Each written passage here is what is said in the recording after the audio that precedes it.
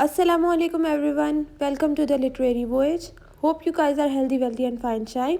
आज हम डिस्कस करेंगे the God of small things by Arundhati Roy. Novel को स्टार्ट करने से पहले थोड़ा सा राइटर का इंट्रोडक्शन ले लेते हैं जी।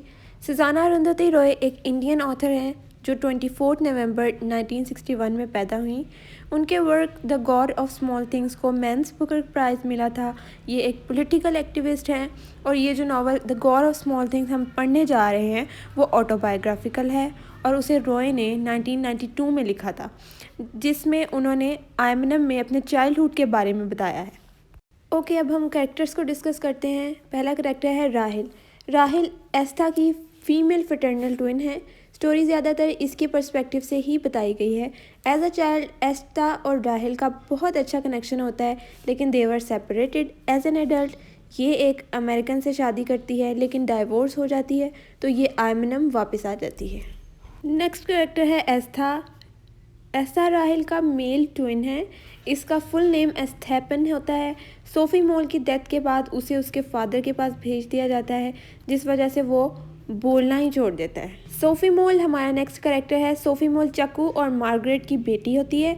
जब जॉय की डेथ हो जाती है तो वो आयमनम आ जाती है। वो बिल्कुल वेस्टर्न लगती है।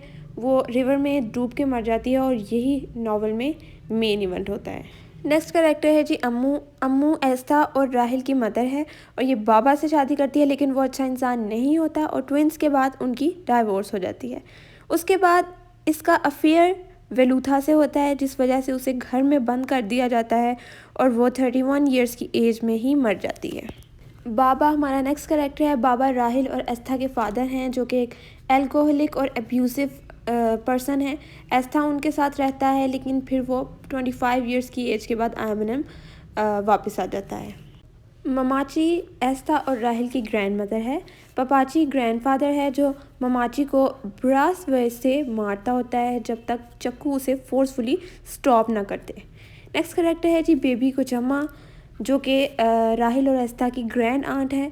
उसके पास गार्डनिंग की डिग्री होती है, लेकिन अपनी ओल्ड एज में ये बस टीवी देखने और एक प्राइस्ड फादर मोलिगन, जिसे वो अपनी यंग एज में पसंद करती है, उसे याद करने में ही गुजार देती है और यही उसकी लाइफ का बिगेस्ट रिग्रेट होता है।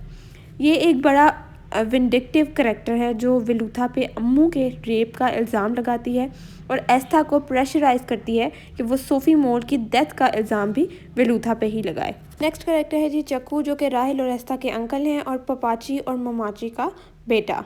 ये ऑक्सफोर्ड में रोड स्कॉलर था और अब कम्युनिस्ट है। ये मार्गरेट कुचम्मा से शादी करता है, मगर सेपरेशन हो जाती है और सोफ़ी मोल उन्हीं की बेटी होती है।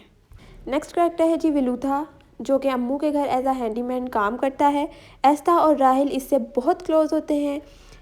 इसका अम्मू के साथ अफेयर होता है और बेबी कुचम्मा इस पे इल्ज़ाम लगाती है और ये उसी इल्ज़ाम की वजह से जेल में पुलिस के तशद्दुद से मर जाता है। कुछ और भी करेक्टर्स हैं, लेकिन वो मैं स्टोरी में आपको साथ साथ बता दूंगी।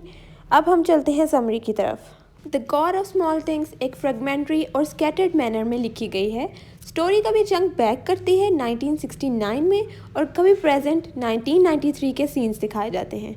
ये स्टोरी एक आइब फैमिली के बारे में है, जो कि इंडिया में केरला के एक टाउन आयमनम में रहती है। ज़्यादातर प्लॉट 1969 का है, जिसमें 7 साल के ट्विंस एस्था और राहिल की स्टोरी बताई गई है, जो अपनी मदर अम्मू, ग्रैंड मदर ममाची, अंकल चक्कू और ग्रेट आंट बेबी कुचम्मा के साथ रहते हैं। Before 1969 in the back story Mammachi की शादी पपाची से होती है, जो कि एक इम्पीरियल एंटमोलॉजिस्ट था और ममाची को अब्यूज़ करता था। और उसी हीरा में 1969 पपाची मर जाता है और ममाची ब्लाइंड हो जाती है। उनके हाउस के पीछे मिनाचल रिवर और उनकी पिकल्स फैक्ट्री थी, जिसका नाम था paradise pickles and preserves. Baby Kochamma एक बिटर और जेलस ओल्ड वुमन थी, जो एक आयरिश मिशनरी को पसंद करती थी।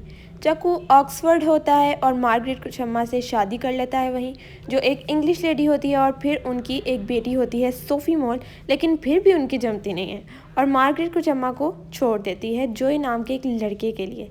फिर चक्कू वापस आ जाता है और ममाची की पिकल फैक्ट्री संभाल लेता है।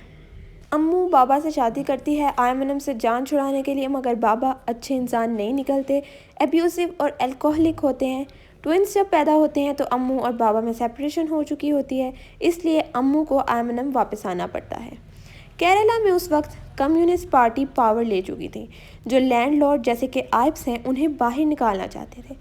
आइब्स एक ऐसे अनटचेबल या कह लो इन्फीरियर फैमिली के पास रहते थे जिनका एक मेंबर वेलूथा था और ट्विंस को उससे बहुत प्यार था। मेन एक्शन जी स्टार्ट होता है जब सोफी मॉल आयमनम विजिट करती है। जोए, जिसके लिए मार्गरेट कुचम्मा ने चक्कू को छोड़ा होता है, एक एक्सीडेंट में मर जाता है और चक्कू छुट्टियों में मार्गरेट और सोफी मॉल को आयमनम इनवाइट करता है। उसी दिन एस्था, राहिल, अम्मू, चक्कू एंड बेबी कुचम्मा अपनी कार पे एयरपोर्ट के ट्रिप पे जाते हैं तो कम्युनिस्ट मार्च उन्हें ट्रैप कर लेता है। उसके बाद सारी family the sound of music movie देखने जाते हैं। वहाँ orange drink lemon drink man Estha को अब्यूज़ करने की कोशिश करता है। उससे वेरी नेक्स्ट डे सोफ़ी और मार्गरेट आयमनम पहुँच जाते हैं। एस्था को ये डर होता है कि कहीं ऑरेंज ड्रिंक मैन ना आ जाए, इसलिए वो और राहिल बोट से रिवर की दूसरी तरफ हिस्ट्री हाउस चले जाते हैं। इसी दौरान अम्मू वेलूथा से मिलती है एंड दे हैव सेक्स और फिर वो नेक्स्ट 2 वीक्स तक मिलते रहते हैं। फिर जी एक नया करेक्टर वेलिया पपन इंट्रोड्यूस होता है जो वेलूथा का फादर होता है। वो आता है ममाची के पास और अपने बेटे वेलूथा का अम्मू के साथ अफेयर के बारे में बताता है। ममाची और बेबी कुचम्मा अम्मू को एक रूम में लॉक कर देती हैं जहां अम्मू चीखती हैं और कहती हैं twins are milestones around my neck. ये सुनते ही ट्विन्स तो जनाब बागी हो जाते हैं और हिस्ट्री हाउस भाग जाते हैं। यहाँ एस्था और राहिल के साथ सोफ़ी मॉल भी होती है। बोट का बैलेंस लूज होता है और सोफ़ी मॉल डूब के मर जाती है। ट्विन्स स्विमिंग करके हिस्ट्री हाउस पहुँच जाते हैं और उन्हें नहीं पता होता कि वेलूथा भी वहीं मौजूद है। बेबी कुचम्मा इसी चीज़ का फ़ायदा उठाती है और एक इंस्पेक्टर के पास पहुंच जाती है जिसका नाम होता है थॉमस मैथ्यू। ये एक नया कैरेक्टर इंट्रोड्यूस होता है यहाँ पे और कहती है कि Velutha raped Ammu and kidnap children. Police Velutha को ढूंढ लेती है और ब्रूटली बहुत मारती है। जब मैथ्यू को पता चलता है कि वेलूथा बेकसूर है तो वो बेबी कुचम्मा को थ्रेटन करता है। तो जी वो भी बड़ी शातिर होती है। वो एस्था को कन्विंस करती है कि वो पुलिस को बताए कि सोफ़ी मॉल को भी वेलूथा ने ही मारा है। उसी रात वेलूथा जेल में मर जाता है। इतना सब होने के बाद भी बेबी कुचम्मा को सुकून नहीं आता और वो चक्कू से अम्मू को घर से निकालने का कहती है, लेकिन सुलह मशवरे से ये तय होता है कि ट्विन्स को अलग कर दिया जाए, इसलिए एस्था को उसके फादर के पास भेज दिया जाता है। ट्विन्स 23 ईयर्स के लिए सेपरेट होते हैं और एस्था बोलना ही छोड़ देता है। जब वो 31 का हो जाता है तो बाबा उसे आयमनम वापस भेज देते हैं। दूसरी तरफ राहिल को बहुत से स्कूल से निकाला जाता है और अम्मू भी मर जाती हैं जब राहिल अभी 11 एज की ही होती है।